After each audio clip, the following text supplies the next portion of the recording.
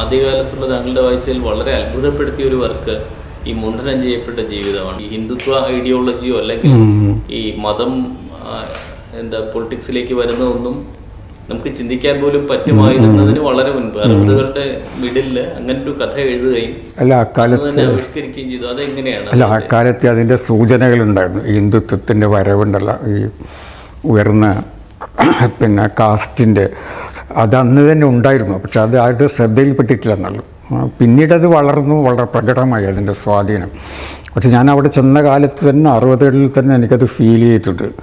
ഈ ജാതീയമായിട്ടുള്ള പ്രശ്നങ്ങളൊക്കെ അത് ഭയങ്കരമാണ്. നമ്മൾ കേരളത്തിൽ ജീവിച്ചിട്ടുണ്ടല്ലോ, കേരളത്തിൽ നമ്മൾ പ്രബുദ്ധ സമൂഹത്തിൽ ജീവിച്ചിട്ടുള്ളതാണ്. നമ്മൾ പ്രത്യേകിച്ച് നമ്മൾ 57 ഈ ഇടതുപക്ഷ സർക്കാരൊക്കെ വന്നിട്ടുള്ളത് നമ്മുടെ മനസ്സിൽ നിന്ന് ഇങ്ങനെയുള്ള ജാതി പോലുള്ള ചിന്തകളൊന്നും അതെല്ലാം പോയിരുന്നു. നമ്മൾ വളരെയധികം പ്രബുദ്ധരായിട്ടുള്ള ഒരു ആളുകളായിരുന്നല്ലോ മലയാളികൾ. അപ്പം അങ്ങനെയുള്ള ഒരു സമൂഹത്തിൽ നിന്ന് ഞാൻ അവിടെ പോകുമ്പോഴാണ് ജാതിയുടെ പ്രശ്നം ഞാനവിടെ ഇപ്പം കേരള ക്ലബ്ബിൽ ഈ സാഹിത്യ സഖ്യം എന്ന് പറഞ്ഞ എല്ലാ വെള്ളിയാഴ്ച ഉണ്ടാവും. നമ്മൾ വിജയനും എല്ലാവരും അവിടെ വരും.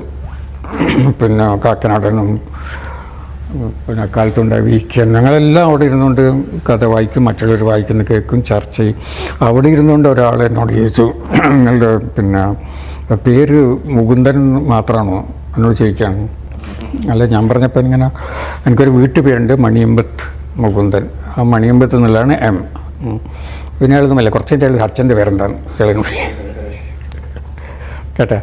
ആദ്യം അറിയാനുള്ളൊരു താല്പര്യമാണ്. അപ്പം എനിക്കത് മനസ്സിലായതുകൊണ്ട് ഞാൻ പറഞ്ഞ അച്ഛൻ്റെ പേര് ഇങ്ങനെ തന്നെ M കൃഷ്ണൻ, മണിയമ്പത്ത് കൃഷ്ണൻ എന്നാണ്. പിന്നെ അയാളൊന്നും മിണ്ടിയില്ല. അപ്പം അത് നോക്കും, അങ്ങനെയുള്ളൊരു സ്ഥലത്ത് OV വിജയനും VK എന്നൊക്കെ ഇരുന്ന് സാഹിത്യം ചർച്ച ചെയ്യുന്ന ഒരു സ്ഥലത്ത് പ്രബുദ്ധരായ മലയാളികളിരുന്ന് സാഹിത്യത്തിലെ പുതിയ പ്രവണതകളൊക്കെ ചർച്ച ചെയ്യുന്ന ഒരു സ്ഥലത്ത് ഒരു മലയാളിക്ക് അറിയേണ്ടത് ഒരു എഴുത്തുകാരൻ ജാതിയാണ് കേട്ടോ. അത് അവിടെ ഡൽഹിയുടെ സംഭാവനയാണത്. ആ മലയാളിക്ക് അത് കിട്ടിയത് അവിടെ പോയത് കൊണ്ടാണ്. കേരളത്തിലാണെങ്കിൽ ഒരിക്കലും അയാളിനോട് ചോദിക്കില്ല എൻ്റെ ജാതി എന്താണെന്നുള്ളത്. അപ്പോൾ അവിടെ ജാതി വലിയൊരു ഘടകമാണ് കേട്ടോ. ഈ അപ്പർ കാസ്റ്റ് ഉണ്ട്, ഈ ശർമ്മ എന്നെല്ലാം പറഞ്ഞ കാസ്റ്റുകളും. പിന്നെ അവിടെ ഈ താണ ജാതിക്കാർക്ക് ഒരു ക്ഷേത്രം പോലും ഉണ്ട്. അത് നമ്മളെവിടെ കേരളത്തിലൊന്നും കാണില്ല എന്ന് എനിക്ക് തോന്നുന്നത്. അത് ആരാണെന്ന് ക്ഷേത്രത്തിൽ പ്രതിഷ്ഠ സാക്ഷാൽ വാൽമീകിയ കേട്ടോ. അവിടെ എൻ്റെ ഓഫീസിൻ്റെ അടുത്ത് 2 ക്ഷേത്രമുണ്ട് അവിടെ. ഹുമയൂൺ റോഡ് എന്ന് പറഞ്ഞാൽ ഒന്ന് ശിവക്ഷേത്രമാണ് കേട്ടോ. അതിൻ്റെ തൊട്ട് പിറകിൽ ഈ ഒരു താണജാതിക്കാരുടെ വാൽമീകി ക്ഷേത്രമാണ്. അപ്പോൾ ഈ ശിവക്ഷേത്രത്തിൽ അവിടുത്തെ ഏറ്റവും ധനികരായ സ്ത്രീകളധികം വരിക, കാറുകളിലൊക്കെ വന്ന് അവർ വന്നിട്ട് അവിടെ ശിവലിംഗത്തിന് വരെ പാലൊഴിച്ചും പുഷ്പങ്ങൾ കൊടുത്തും പഴങ്ങളും കൊടുത്തുമൊക്കെ. അപ്പോൾ തൊട്ടിപ്പുറത്തുള്ള ഈ പറഞ്ഞ നമ്മളെ വാൽമീകി ക്ഷേത്രത്തിൽ വരുന്നത് തൂപ്പുകാരികളൊക്കെയാണ്, ചെരുപ്പ് കുത്തികൾ. തൂപ്പുകാരികൾ അവിടെയൊക്കെ ഇങ്ങനെ തൂത്ത് കൊടും വെയിലുണ്ടല്ലോ, വേർത്ത് വിളിച്ചിട്ട് ഈ വാൽമീകി ക്ഷേത്രത്തിൻ്റെ പടവിൽ അവിടെ ഇരിക്കുന്നുണ്ടാവും കേട്ടോ, ഒരു വർത്തമാനം പറഞ്ഞൊക്കെ. അപ്പം അങ്ങനെയുള്ളൊരു സ്ഥലമാണത്. ജാതീയമായിട്ടുള്ള ഒരു വേർതിരിവ് വളരെ പ്രകടമായിട്ടുള്ള ഒരു സ്ഥലമാണത് കേട്ടോ. അതുകൊണ്ടാണ് എനിക്ക് അന്ന് തന്നെ എൻ്റെ മനസ്സിൽ അങ്ങനെ ഒരു കഥയുണ്ടായത് കേട്ടോ.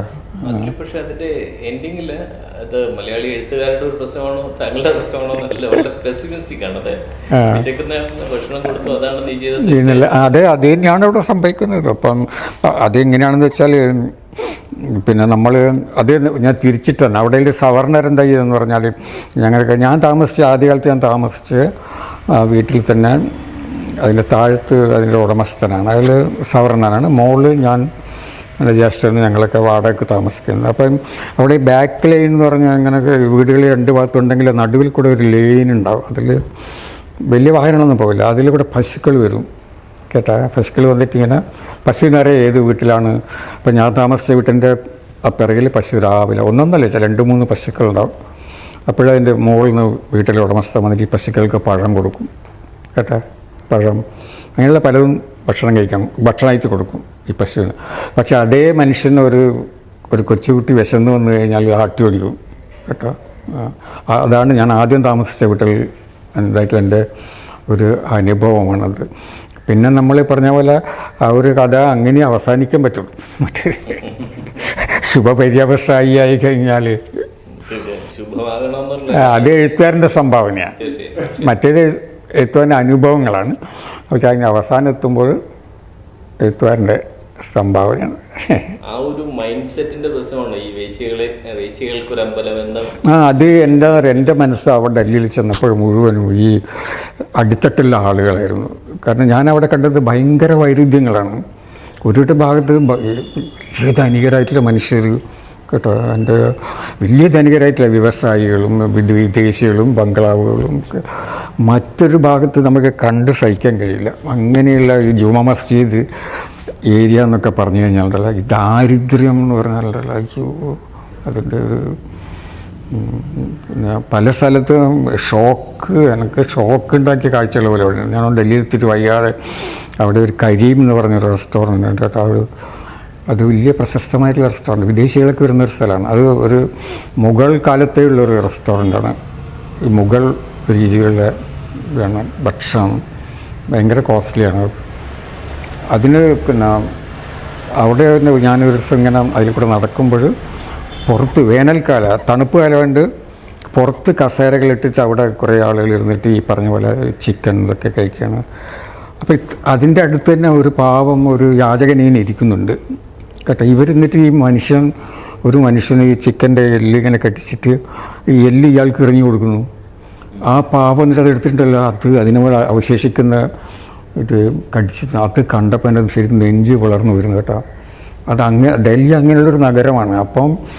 പക്ഷെ ആരും അത് കാണുന്നില്ല. ഡൽഹിക്ക് ഇങ്ങനെ ഒരു തലമുണ്ടെന്നല്ല. അതാണ് ഡൽഹി ഗാഥകൾ എന്നുള്ള നോവൽ എഴുതുമ്പോൾ എനിക്ക് നിർബന്ധം വരും, ഞാൻ ഒരിക്കലും അവിടുത്തെ ധനികരെ പറ്റി എഴുതില്ലാന്നല്ല.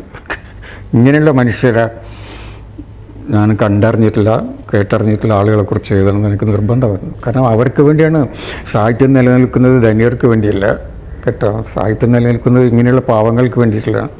അവിടുത്തെ ചുരകന്മാർ, ചെരുപ്പ് കുറ്റികൾ, പിന്നെ ഈ ഓടകൾ വൃത്തിയാക്കുന്നവർ, അതെല്ലാം ഓടകൾ വൃത്തിയാക്കുന്നവരെല്ലാം ജീവിതം എന്ന് പറഞ്ഞാൽ ഇത് എന്തുമാത്രം ദുർഗന്ധമുള്ള ഓടയായിരിക്കും. അതിൻ്റെ ഉള്ളിലേക്കാണ് ഇറങ്ങിപ്പോകുന്നത് കേട്ടോ. അതിൻ്റെ ഉള്ളിൽ പോയിട്ട് അതെല്ലാം വൃത്തിയാക്കി പുറത്ത് വരുമ്പോഴേക്ക് ചളിയും മാലിന്യങ്ങളും ഇവരും ശരീരത്തിലെല്ലാം ഉണ്ടാവും. ഇവർക്കാണെങ്കിൽ ചെറിയൊരു ഇതാണ് കേട്ടോ ശമ്പളം കൊടുക്കുന്ന മുനിസിപ്പാലിറ്റി. അപ്പോൾ ഇതെല്ലാം കണ്ടിട്ട് വല്ലാതെ അത് അസ്വസ്ഥനായിപ്പോയിരുന്നു. അല്ലെങ്കിൽ എനിക്ക് അവിടെ ഉയർന്ന തലത്തിൽ ജീവിക്കുന്ന എത്രയോ ആളുകൾ, മലയാളികളുണ്ടായിരുന്നു അവിടെ. ഇപ്പോൾ നമ്മൾ VK കൃഷ്ണമേനോൻ ഉണ്ടായിരുന്നു, അങ്ങനെയുള്ള ആളുകളൊക്കെ ഉണ്ടായിരുന്നല്ലോ. അവരെക്കുറിച്ചൊക്കെ എഴുതാമായിരുന്നു. പക്ഷെ എൻ്റെ മനസ്സെപ്പോഴും ഇങ്ങനെയുള്ള ആളുകളുടെ കൂടെയായിരുന്നു. അതിൽ ഈ ഓട നന്നാക്കുന്നവരാണ്, ഓട ക്ലീൻ ചെയ്യുന്നവരാണ് ഭയങ്കര കാഴ്ചയാണ്. ഇതേ പാവങ്ങളിയാണ് ഈ സഞ്ജയ് ഗാന്ധി അടിയന്തരാവസ്ഥക്കാലത്ത് നിർബന്ധമായിട്ട് വന്ധ്യംകരണത്തിന് കൊണ്ടുപോയിട്ടില്ലേ. ഇങ്ങനെയുള്ള ആളുകളെയാണ് പിടിച്ചുകൊണ്ട് കേട്ടോ. അവർക്കത് പിന്നെ ഇപ്പം ഒരു സ്കൂളിലെ സ്കൂൾ ഹെഡ് മാസ്റ്ററാണെന്ന് വെച്ചാൽ ഹെഡ് മാസ്റ്റർ കോട്ടയുണ്ട്, ഇത്ര പേരെ വന്ധ്യംകരിക്കണം, അല്ലെങ്കിൽ ശമ്പളം കിട്ടില്ല. അതാണ് അവിടുത്തെ അവസ്ഥ. അപ്പോൾ ഇയാളെന്ന് വെച്ചാൽ നേരായ വഴിയിൽ കൂടെ നടന്നിട്ടില്ലെങ്കിൽ ബലമായിട്ട് പിടിച്ചുകൊണ്ട് ഞാൻ കണ്ടിട്ടുണ്ട് കേട്ടോ. അന്ന് അവിടെയെല്ലാം ധോബികളുണ്ടായിരുന്നു. ഇപ്പം ധോബികളില്ല. ഇപ്പം വെച്ചാൽ നമുക്ക് വാഷിംഗ് മെഷീനുകളുണ്ട്. വാഷിംഗ് മെഷീനിലെ കാലത്ത് എൻ്റെ എല്ലാം വീട്ടിൽ വന്നിട്ട് ധോബികൾ നമ്മുടെ ഷർട്ടും പാൻറ്റെല്ലാം കൊണ്ടുപോകും, എല്ലാം എടുത്തുകൊണ്ട് തിരുമ്പി ഇസ്തിരിട്ടിട്ട് 3-4 ദിവസം കഴിഞ്ഞാൽ തിരിച്ചുകൊണ്ട്. അങ്ങനെ ഒരു പാവം ധോബിനെ ഇവർ പിടിച്ചുകൊണ്ട് പോയിട്ട് വന്ധ്യംകരണം ചെയ്തു. എന്നിട്ട് അവർക്ക് ആവശ്യം ഈ സ്റ്റാറ്റിസ്റ്റിക്സാണ്, ഇത്ര ആൾ ചെയ്തു എന്നുള്ളത്. ഈ പാവം ധോബിയുണ്ടല്ലോ, ഇയാൾ അവിടെ വന്ധ്യംകരണം നടത്തി അവർക്ക് ട്രാൻസിസ്റ്റർ റേഡിയോ സമ്മാനമായിട്ട് കൊടുത്തത് കേട്ടോ. ഒരാൾ വന്ധ്യംകരണം നടത്തിയാൽ ട്രാൻസിസ്റ്റർ റേഡിയോ ഫ്രീ ആയിട്ട് കൊടുക്കും. അന്ന് റേഡിയോ ഭയങ്കര സംഭവമാണ്. ഈ പാവം എന്നിട്ട് ഇൻഫെക്ഷനായത്, ഈ ഇൻഫെക്ഷനായിട്ട് പഴുത്ത് ഇയാൾക്ക് പനിയെല്ലായിട്ട് അയാൾ മരിച്ചുകൊണ്ടായിരുന്നു. പിന്നെ ആരൊക്കെ എടുത്ത് എനിക്കറിയുന്ന ധോബിയായിരുന്നു അത്.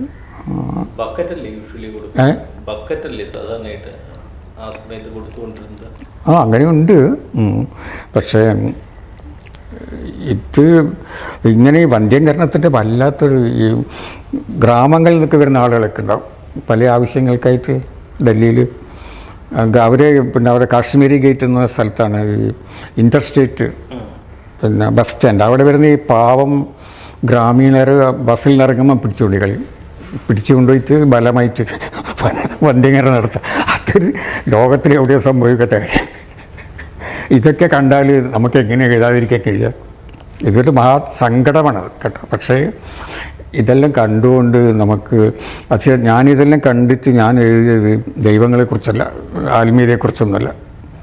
ആത്മീയതയും ദൈവങ്ങളൊക്കെ ഇവിടെ ഒരുപാടുണ്ട്. പക്ഷേ ഞാനിങ്ങനെയുള്ള മനുഷ്യരെക്കുറിച്ചാണ് എഴുതി. അതിലെനിക്ക് സന്തോഷമുണ്ട് കേട്ടോ, തിരിഞ്ഞു നോക്കുമ്പോൾ. അല്ല മറ്റല്ലാതെ അവിടെയുള്ള ദൈവങ്ങളെക്കുറിച്ചൊക്കെ എഴുതാം.